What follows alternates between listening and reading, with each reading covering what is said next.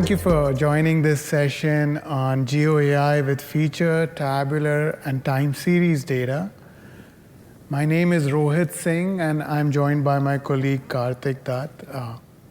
I'm from the New Delhi R&D Center, where we work on adding geospatial AI capabilities to ArcGIS.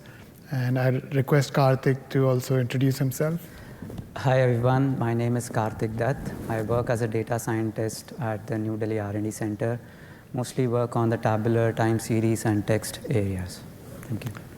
Okay, and we are also joined today. This session is being live streamed, so we are joined by participants online, and it'll be available archived as well, so people can watch it in the future as well. And you can use the Pigeonhole, the portal to keep asking us questions as we go along. We'll do our best to keep answering them as well. So with that, we'll get started. We do request that you please share your feedback after the session. This really helps us improve the quality, and you know, we get to know what are the things you liked, what you didn't like, and it really helps us improve the content and gives us good feedback. So please do share that. So here's an outline, so you know what's coming. I'll do a brief introduction to geospatial AI in ArcGIS, followed by Karthik talking about GeoAI for tabular data, the different kind of models there are, and more recently, the work we are doing with the foundation models and how you can start using them, followed by GeoAI for time series data. So with that, let's get started. ArcGIS is a geospatial AI platform. So in this platform, GeoAI is about advancing the science of GIS using AI. So when you're doing analysis, work with geospatial data, that's when you're using GeoAI. That's one of the pillars of geospatial AI in ArcGIS. Additionally, what we won't be talking about in this session, but as a way of introduction, there's also AI assistants, which are about improving access, efficiency, and productivity. And these are embedded within ArcGIS apps. And there are agents enabling agentic workflows. And all of these pillars rest on an AI framework, which provides a foundational enterprise AI technology in the ArcGIS platform. And it's available across the platform for desktop, web, and server.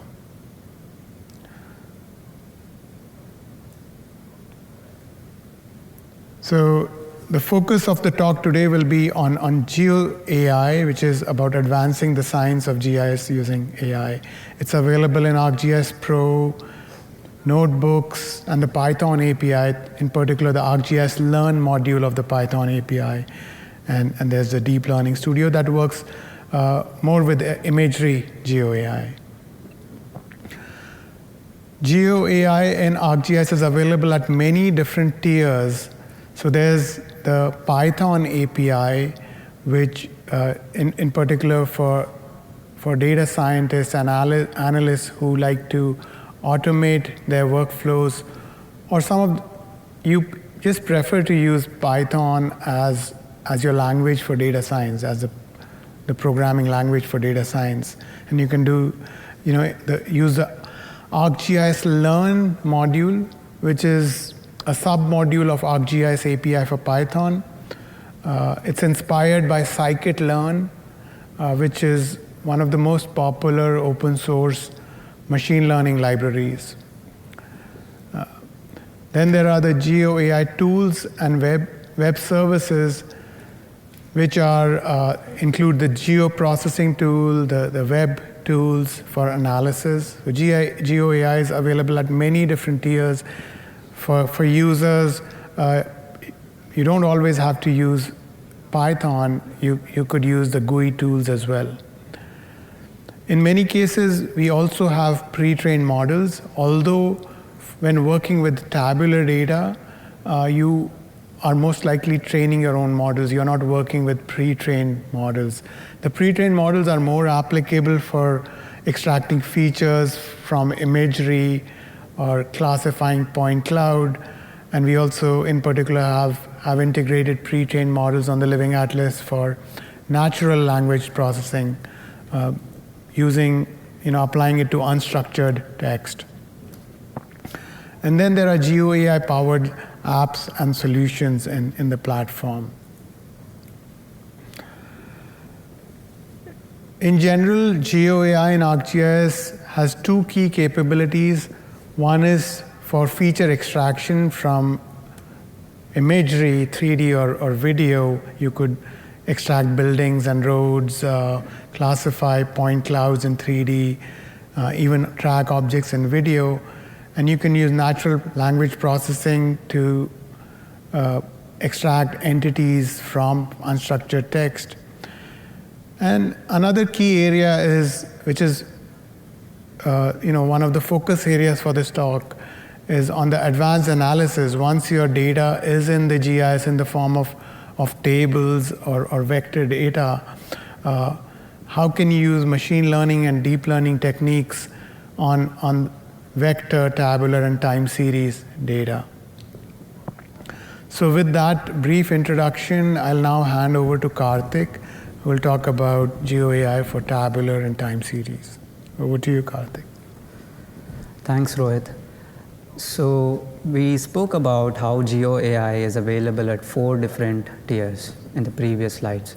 But when it comes to machine learning and deep learning for tabular data specifically, it's available at 2 different tiers. The first one is the Python API, which is the ArcGIS Learn API. And then it's also available as tools. Some of the features which are available in the Python API are also available as tools. So most of our session today will be focused on these 2 tiers, on how do you use the Python API to train your own machine learning models for tabular data and time series data, and how do you use tools which are present in the ArcGIS Pro to train your own machine learning and deep learning models. So let's start with the capabilities which are available in the Python API. So I'm assuming many of you know about Python API. If for those of you who have not explored Python API, so this is the Python API page, this is the introduction page, and here there are multiple modules for different types of tasks. And one of those is the Learn module right here. So inside the Learn module, we have the APIs which are available to train models, machine learning and deep learning models for different data modalities. The different data modalities include the imagery, it includes text, it includes tabular and time series data, it includes 3D data, so all of those. So this is the module where we have all of our APIs, and we have structured in as per the different modalities and as per the different tasks. So when it comes to tabular data, so we offer 3 different functionalities, tabular and time series. One of them is the MLModel class. We are going to talk about MLModel class in a bit later. And there's also a fully connected network, and there is an AutoML class as well, which is classified as automated machine learning here. So we are going to talk about all of these 3 different classes which are available inside the ArcGIS Learn API. But before getting to each of those, let's start with talking about what are the different data types inside ArcGIS Pro where the tabular data is present. Right? When it comes to tabular data, you can have the tabular data as feature classes, you can have them as rasters, tables, and if you're a Python programmer, you are probably familiar with data frames. So you work with data frames. So we support the processing of the data across all of these 4 different data types. Before getting into the model building itself, when you have the data, when you bring in the data from these different data types, you would probably want to do some pre-processing on those, apply some transformations. So ArcGIS Learn package, ArcGIS Learn module offers the support for all the scikit-learn pre-processing processes which are available in scikit-learn. All of those methods are available inside ArcGIS Learn as well. We'll be talking about those as well when we talk about the demos. And for those of you who have used ArcGIS Learn for training your for deep learning models across imagery, text, and vectors, the concept and the structure of training your model, preparing the data is very similar to imagery. In fact, it's constant across all the different data modalities. There is a one-step process or a method that is called to prepare data. There is one step to train your model. There's one step to visualize your data, one step to save your model. So it's same pretty much across all the different data modalities. Once you train your model, there are options available from within both the APIs and the tools to upload your results online and also to save your models online. More recently, we have added support for machine learning models. For the model explainability, we have added the support to explain the predictions from your models to get the explainability of those predictions. And we have also added the support to for the fairness-enabled machine learning. So we'll be talking about fairness-enabled machine learning and explainability in the later part of the session. So as I mentioned, there are two different classes which are available. The first one is the MLModel class. The MLModel class is a wrapper around scikit-learn. Many of you are familiar with scikit-learn. It offers multiple different algorithms to train unsupervised or supervised models. So this class is essentially a wrapper around it. It makes it a little bit more simpler to call this. So you instantiate this model class, and then you have you provide the algorithm which you want to use in the model type. For example, you can provide an sklearn SVM SVR or a decision tree model, light GBM, and so on. Similarly, when you're working with fully connected networks, when you have a lot of data to work with, typically you would probably want to use a deep learning model in such cases to train better models. So in such cases, we also offer the capability to train, prepare, and design your own deep learning models. So that is done through the fully connected network class, which is present here. So all of this, you can import this particular class from the ArcGIS Learn module, instantiate this class with the specific parameters, and then train your own models within the notebook environment.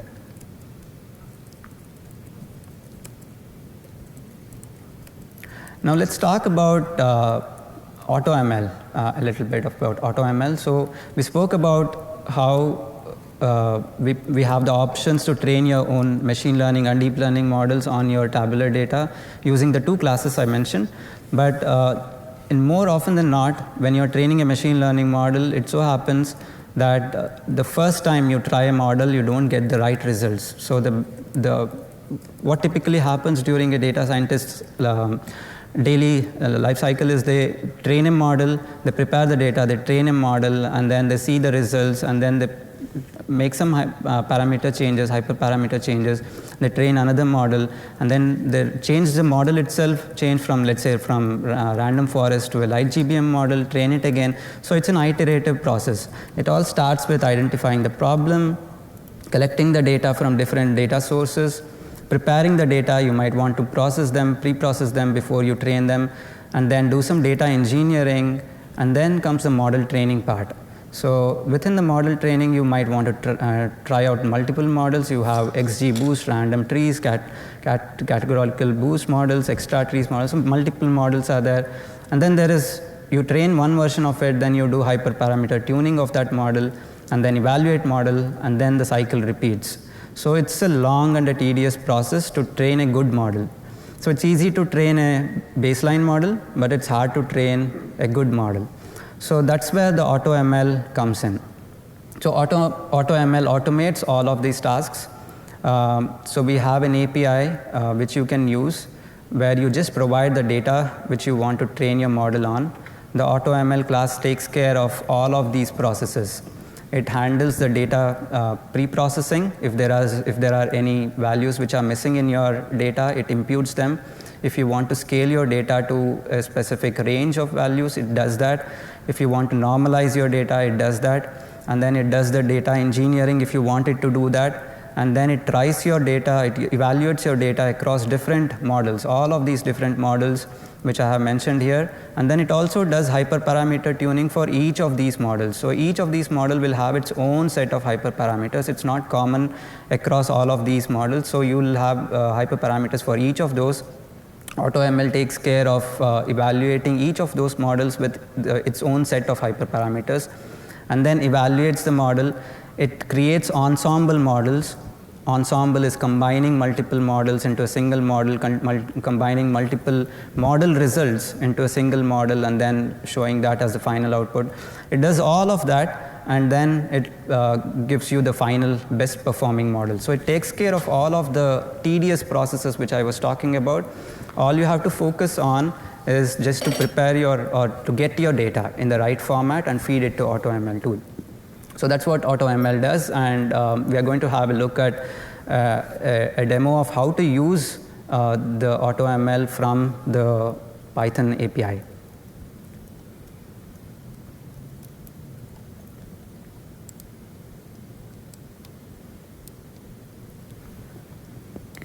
Can you do zoom in a little bit? Control plus. Yeah. Okay. Better. So it starts with importing a couple of methods from the ArcGIS Learn API.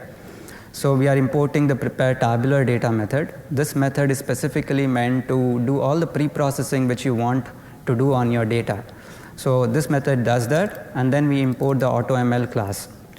And since we are working with data frames here, I'm also importing pandas. If you have your data as a feature class or a feature layer, we have a method which is shown here, which can import the data from your feature classes or feature layers and convert it into a data frame. So that's what is going on here. And then here I'm selecting which of these data, the columns which I have in my data, which of those are relevant for my use case. Here I'm saying, okay, let me come back, take a step back and explain what the use case is. The use case which we are trying to do is we are trying to predict the listing prices of an Airbnb, of all the Airbnb listings. I have a feature class which contains the different attributes of different of my Airbnb listings, and I want to predict what's the price of each of those listings are. To assist me with that, there are multiple explanatory variables within my data set that might include things like how many listings are present for each host of that property, and what's the property type, how many people it can accommodate, how many bedrooms are there, and what's the total number of reviews, and so on. So I have all of these present as explanatory variables, and this particular parameter here tells the model that it's a categorical column or not. So you are probably, many of you are familiar with what is a continuous variable and what is a categorical variable. So this particular value here, if it's a categorical variable, I just mention it as true. If it's not, I just leave it as it is. So I prepare this list, and I pass this list to my prepare tabular data method, which I pass in the data frame which I get. I pass in the variable which I want to predict, and then I pass in the explanatory variables here, using which I want to make this prediction. And then that prepares the data for me. This particular method takes off all of this data and then prepares the data in a format which my model needs in order to train. That's what is going on in this particular step. Then if I want to, I can visualize how my data looks like. So you can see that by calling this method called showBatch, here I see the price for the property and what's the property type and so on. So I'm using some of these attributes as the explanatory variable and some of this particular column as my prediction variable. So then comes the step of initializing my AutoML class itself. I can just do that. I can do that just by passing my data method. So there are certain defaults which are available, and the model takes those defaults if I don't pass any of those values, if I just pass the data. But if you want to have more control, you can specify what mode you want the model to run in. So there are 3 different modes. One is the basic mode. In the basic mode, we just evaluate your data across 5 or 6 algorithms like the decision tree, random trees, random forest, light GBM, and so on. But it does not do any hyperparameter tuning. It just takes the model, takes your data, fits with the default parameters, and trains a model. And you also have and the other modes which are available are the first one was the basic mode, the other one is the advanced mode. In the advanced mode, we try multiple permutation combination of all of these hyperparameters and associate that with the model which we are training with. For example, if you have 5 different models, we create multiple combinations of those models with different hyperparameters.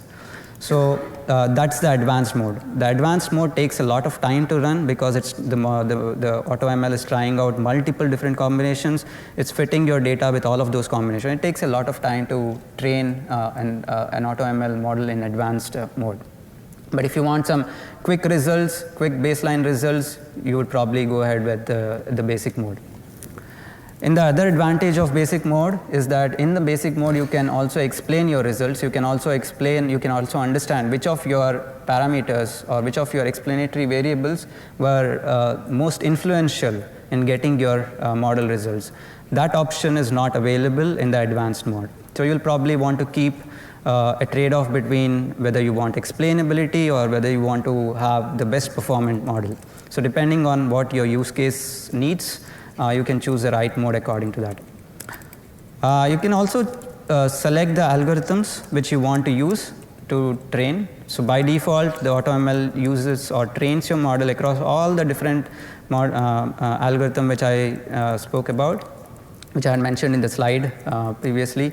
But if you want you want your model to be trained only on specific algorithm, for example, you just want your models to be trained on boosting models, right? So you can just mention you can create a list of only the boosting models and provide that as a parameter here. You can choose the metric. By default, for classification problem, it uses the accuracy. For regression, it uses the R-squared values. But if you want to change the metric on which you want to evaluate your model, you can do that by passing the metric parameter. And we also, as I mentioned, we also have the option to train your own fairness-enabled model. So that means that there are certain cases where you would want your data is inherently biased towards certain classes of categories. So if you want to mitigate that bias, so you can do so by passing the name of the field where you think you have a bias in your data. So it's important to have a fair model, because inherently in many cases when we are training a model, the data is biased.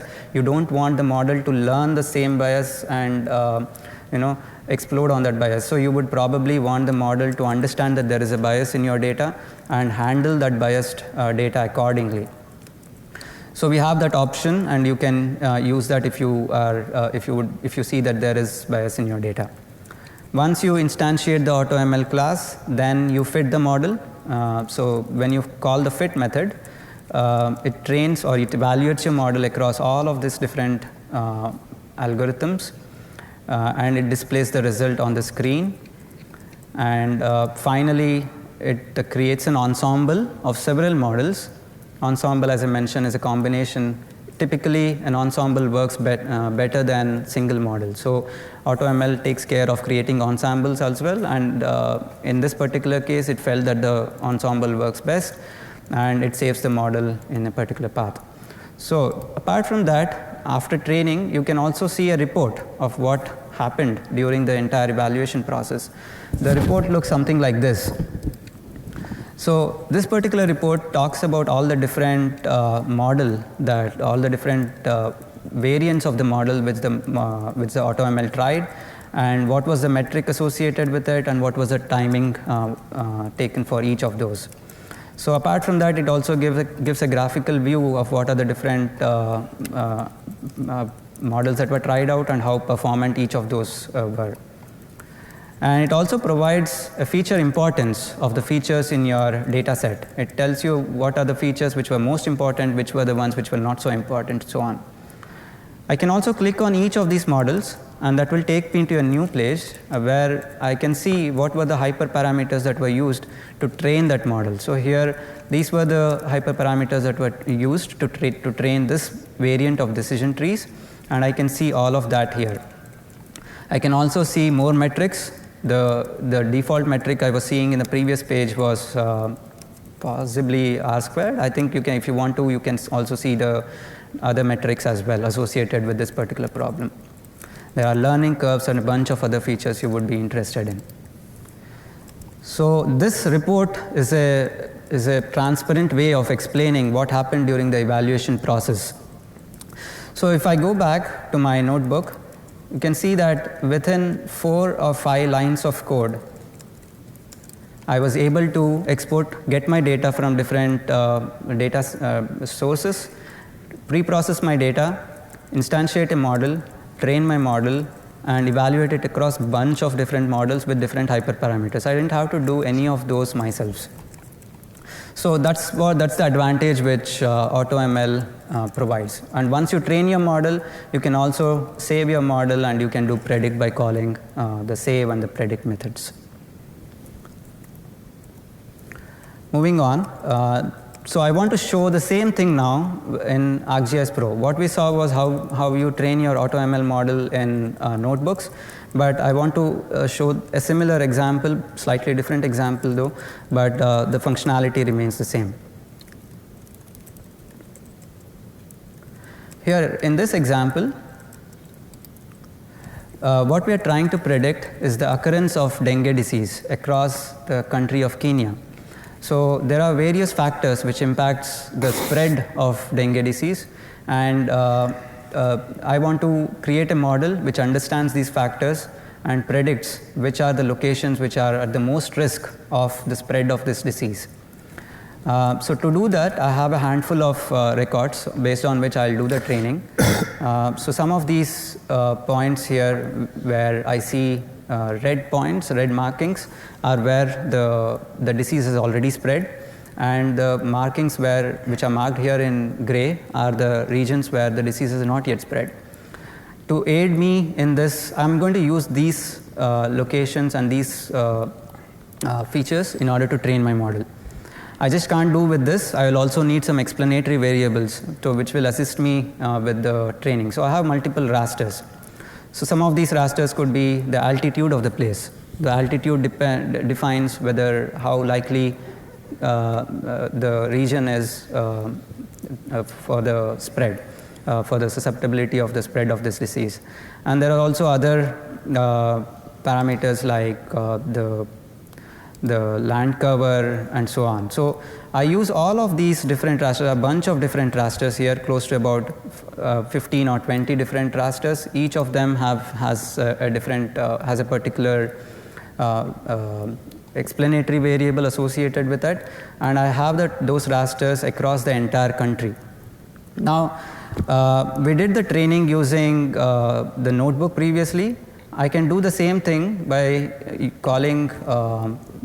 using a tool, which is this particular tool called Train Using AutoML, is present inside the GeoAI toolbox. And inside the GeoAI toolbox, let me show the GeoAI toolbox first. I have the GeoAI toolbox here. Inside the GeoAI toolbox, I have the feature and tabular analysis times toolset. And inside this, we have the train using AutoML and the predict using AutoML. So now I'll go back to the tool itself. I'll provide the feature class where I have my labels as input to the tool. I'll specify where the output of the models should be saved. And then I'll choose the field which is to be used as a variable to predict. And then I'll provide all of these different rasters which I have as input, as the explanatory training rasters, as the input to this particular parameter. So when I do that, what the model does is it will extract the raster value from each of these points here that you're seeing, and it will create a table. that table will have a bunch of fields for each of the raster values, and then it will create a big table, and it will use that table to train the model. So apart from providing these rasters, I can also provide a distance feature. So for example, let's say that there is an explanatory, I need to add one of the parameters that could influence whether how likely the disease is likely to spread is how far is my location from the capital of the country, for in this case Nairobi. So I can specify the point class or the feature class which has this point as the distance feature, and when I do that, the tool takes care of calculating the distance of each of my points to the capital city, and then creates and uses that as an explanatory variable during my training. So all of that happens within the tool itself, and I just need to provide the different distance features which I want to evaluate, and the tool takes care of the rest. As I did in the API example, I can specify how long I want the model to train. I can specify which mode I want to train my model. I can specify the different algorithms I want to. All of that is available in the tool as well. The fairness option which we discussed, all of those are available in the tool as well. So when I go ahead and train the model, and this is how the final, I'm not going to train the model now, it is going to take a lot of time, but the output looks like this. So once I train a model, I save the model in the path which I had specified, then I'll use that model in the predict function which we saw in the predict tool which we saw previously, and the model gave me, or the tool gave me the results which looks like this. These are the areas which are now likely, more likely to see the spread of the disease. So that's how you can use or train your own models, machine learning models from the tools. Moving on, so let's talk about multimodality a little bit. So we support the multimodality features with AutoML. So that means that you don't just train on the tabular data. If you have information in your data set, for example, if you have, let's say you are doing a property price prediction, and if you are doing a property price prediction as a human yourself, you would probably don't just rely on number of bedrooms and bathrooms and the square feet area and so on. You will also probably want to see the ratings of the particular property. That's a text column, and you would want to visit the property yourself. That's a visual way of understanding the property, and that's an image. So you would take care of all of these different information sources before you decide what the right property price should be. The same thing applies to the model, to AutoML as well. So we have extended the support of the data from not just tabular, but you can also do, you can also extract the textual information. You can also provide images to the model. And while training the model, we create embeddings for each of these data sets, and then we use those embeddings to further train a model. So that's the multimodality concept. Let me show a quick example of how multimodality looks like.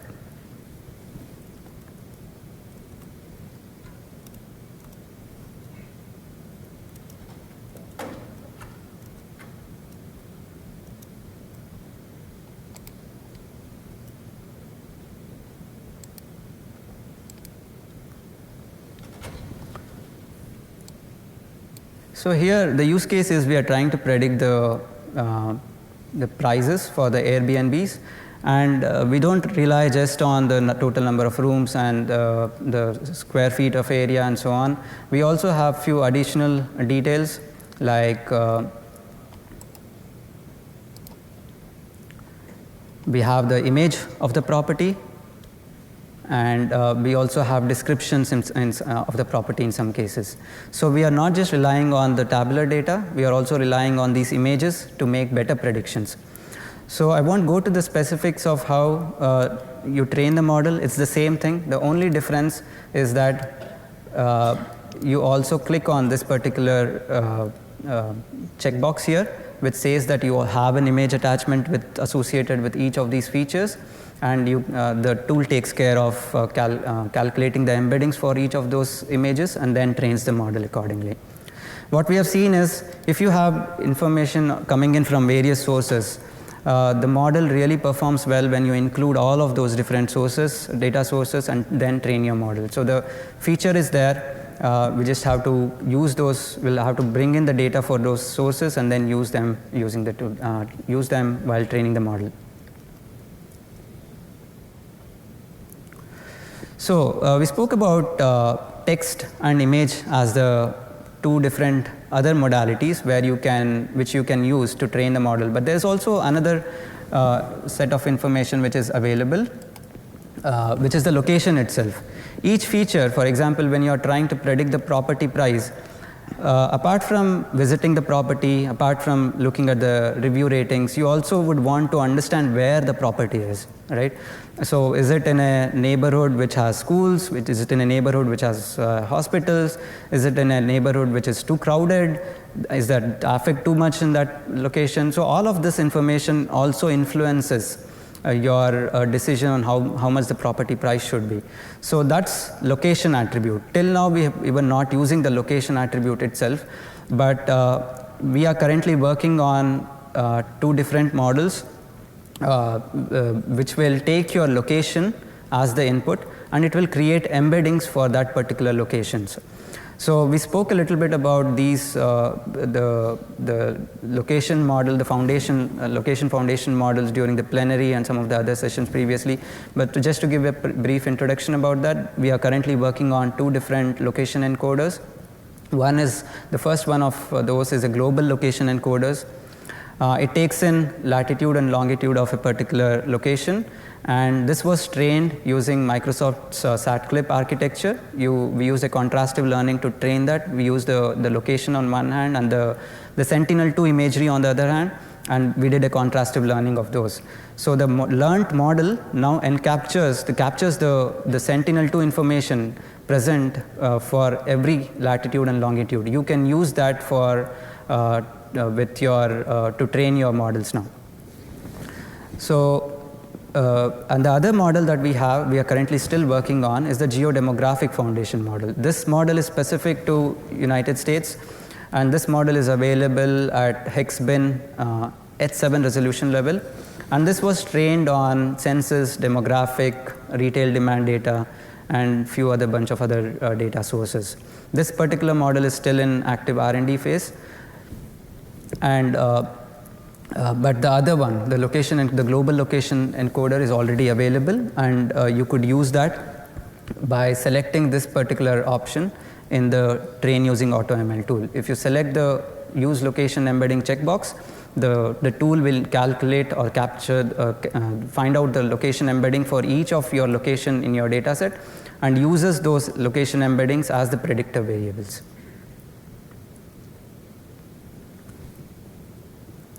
Next, I would like to quickly show a demo of how useful these location encoders could be. Again, I'll come back to the notebook. In this notebook, we are doing a property price prediction for Kings County, and I bring in all the data which is available for in one of my layers, and some of the data the data looks something like this. We have the price of the property, bedrooms, bathrooms, square feet living, and so on, typical of what you would associate with a property price prediction data set. So I trained my model using the previously explained approach of creating these explanatory variables, then calling the prepare tabular data method where I prepare my data, then instantiating the AutoML class, fitting the model, and so on. So the score of the model after the model was trained was this. This is the R-squared value that we are looking at. It was about 0.96. And then I added my location embeddings also to my data set. This was done here. I just call the same thing. I call the prepare tabular data method again by setting the use location embedding parameter as true, and then train the model again. So this time, there's an improvement in my R-squared values. The R-squared values are improved from about 0.96, which was previously, what we had seen previously, to about 0.97. So this shows that the location encoder helps even if your baseline model is already achieving good accuracies. And it doesn't take time to bring in the location encoder. It's easy, and you can just use the AutoML, set a parameter, and the model takes care of the rest. So the next thing which I would want to talk about is a new tool which we are currently releasing as part of the upcoming version, upcoming Pro release in 3.7. This tool is called the Predict Missing Values using AI. So many of you here would be familiar with the problem of missing data, right? Missing values in your data. No data is clean. The data is hardly, it's very rarely that you see in your organization that you get clean and structured data. It's most often you see that the data is not clean. You would want to impute them before you get them ready for a model training. And till now, most of us were imputing these values using the statistical approaches. We were either imputing a constant value, or we were imputing mean value or the median, or so on. These do a good job, but again, these are statistical approaches. It doesn't take care of the dependencies between the other variables in your data set. So this particular tool, the one which I'm showing, takes care of that. So this particular tool takes care of all of the dependencies between the variables, and then imputes the values. To show a quick demo of that,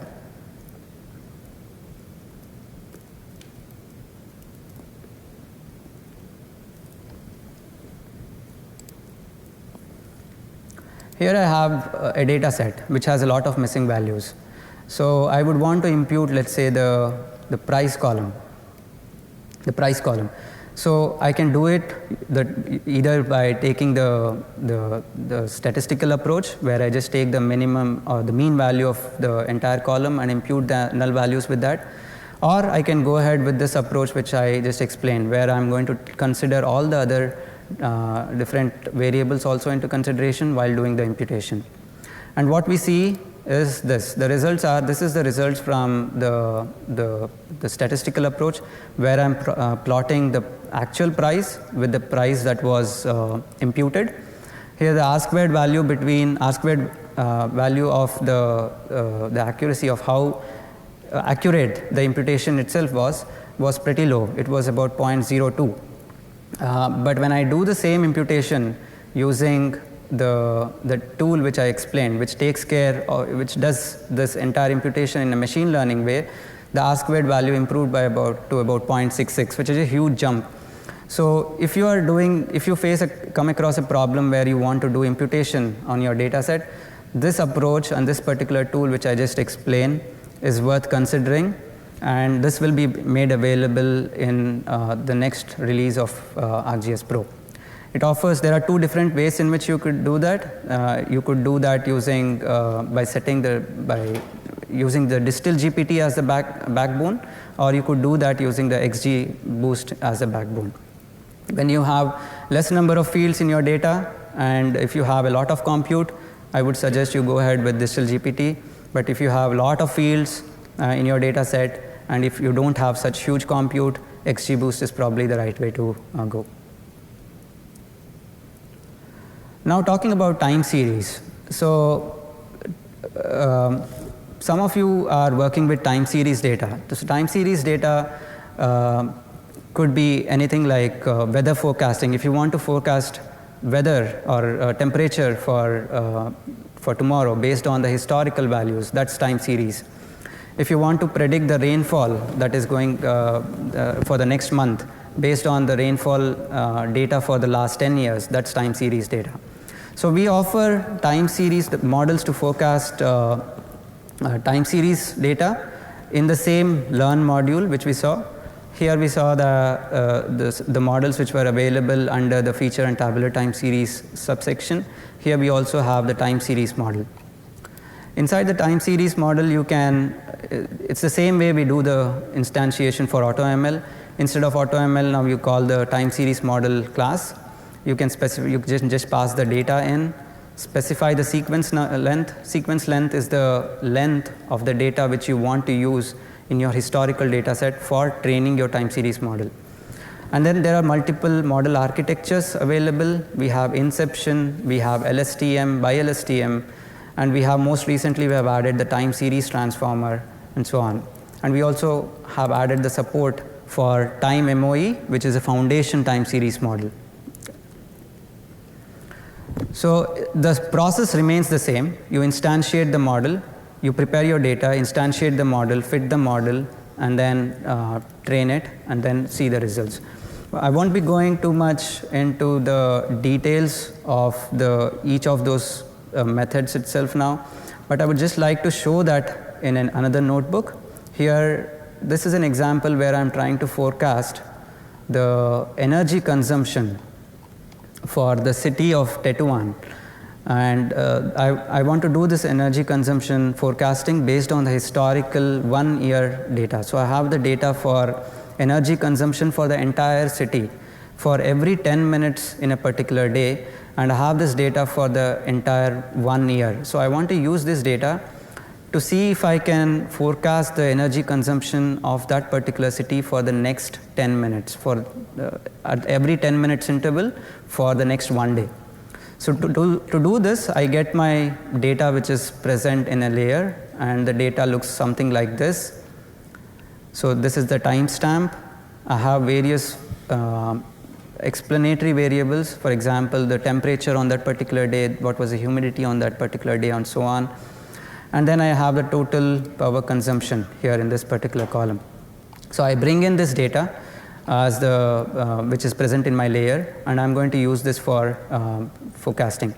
There are multiple ways in which you can do time series forecasting. There is a univariate forecasting, where you just use the previous historical records, the power consumption records, to do the next time step forecast. Or in multi-step, multivariate forecasting, you can also consider the other parameters or the other factors which are present in your data set, for example, the temperature, the humidity, the wind speed, and so on, to make much more accurate forecasting. In ArcGIS Learn API, we have provided the option to either do univariate forecasting or multivariate forecasting. And just going to the prepare tabular data method here. So it's very similar to how we prepare the data for the AutoML. So I call in the prepare tabular data method. I pass in the data frame which holds my records, specify the variable which I want to predict, and provide the index field here, which has the index column of the timestamp column in my data set. I can visualize the data the same way I did with the AutoML, and then I can instantiate the model class here.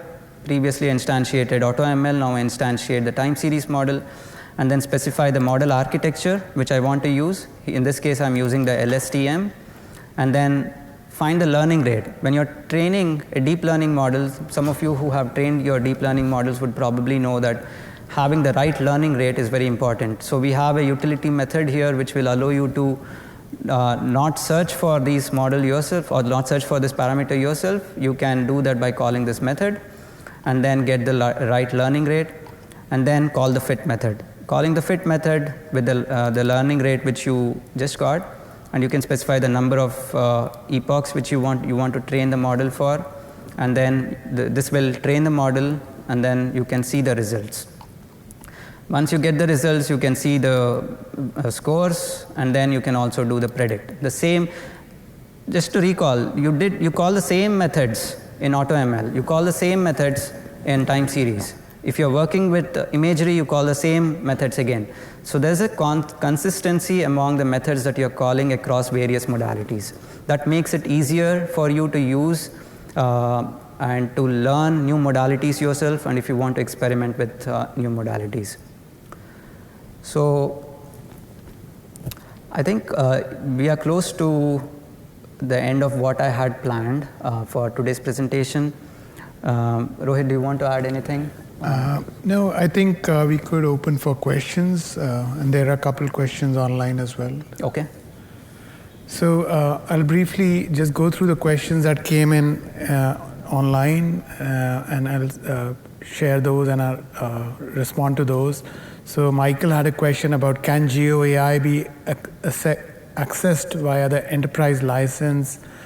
Does it require a separate license? Well, the GeoAI capabilities that we showed, they are available in ArcGIS Enterprise through ArcGIS notebooks and the notebook server. So the ArcGIS API for Python, the Learn module is available there. Additionally, ArcGIS Enterprise also has compelling GeoAI capabilities for imagery through the image server. And then John had a question about, is there a reason why one should use ArcGIS API for Python as opposed to using scikit-learn or other machine learning packages directly? Well, I think the foremost was what Karthik just spoke about, that with a very consistent and compact API, you can train many kinds of machine learning and deep learning models across different data modalities. Then, the learning curve is much lesser. You need fewer lines of code when training using ArcGIS API for Python. Then it includes XGBoost, LightGBM, CatBoost, and AutoML, which are not available in scikit-learn. The methods and the API is simpler. It has inbuilt support for measuring and mitigating bias through AutoML. And then it's tightly integrated with ArcGIS. So when you do model.save, it produces a deep learning package, a DLPK, which can be used in the predict method. So these are some of the reasons why you may want to prefer using ArcGIS Learn. If there are any questions in the room, we could take them as well.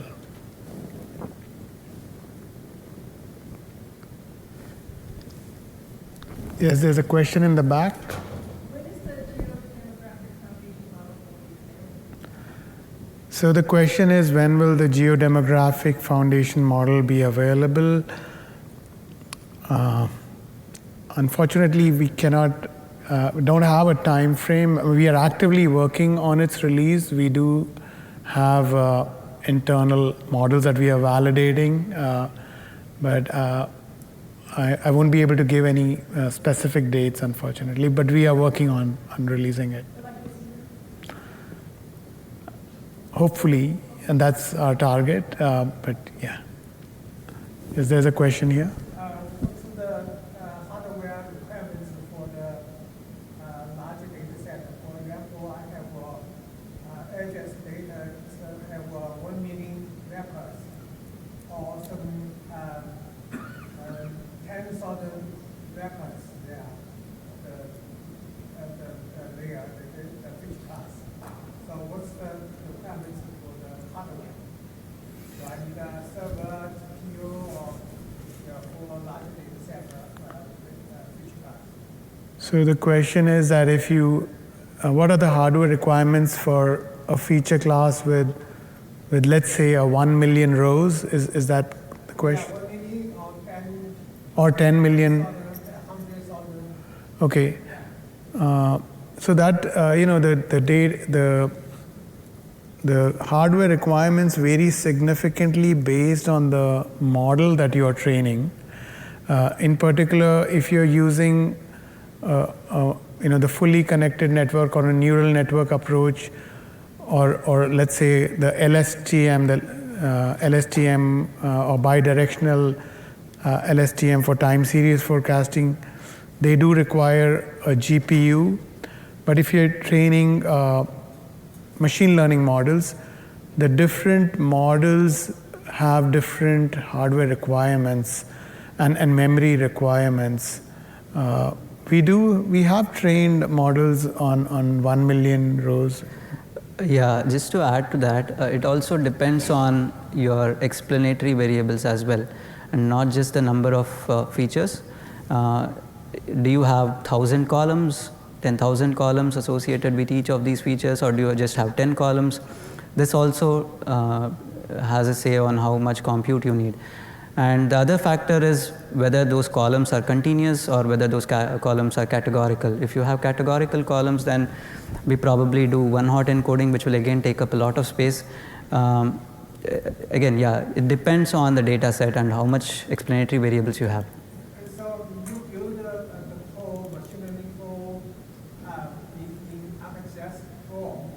So the user doesn't know the requirements and the software will log, will get log. So how will we resolve this issue? And also we have engineer department that has a lot of images attached online. So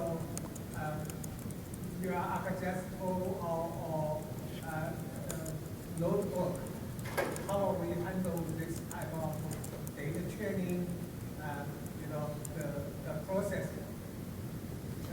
Using ArcGIS Pro or notebook? Yeah.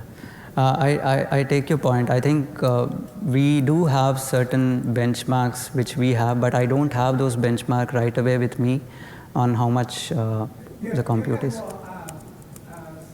Specification in your documentation, in ArcGIS development. Is there documentation that we can look at? So our manager can, allocate the server resources. So do you have this type of documentation in your I could answer that. website? Yeah, the question is like, do we have documentation on the system requirements? We do have documentation. So on the ArcGIS Pro system requirements, there's a web page which talks about the minimum and the recommended hardware requirements, and also the GPU requirements if you're using deep learning workflows. Okay, thank you. Sure. There's one question that has come online, and the question is from John, whether can we bring our own vector embeddings to AutoML? For example, documents previously embedded for RAG. So if you're, let's say, using some embedding model, you've computed embeddings for text columns in your feature class. If you can add those embeddings back to the feature class as fields, those can be brought back into AutoML, and you just pick your embeddings as additional explanatory variables for your predictive tasks. So yes, that would be possible. There's one question here. There's a question here.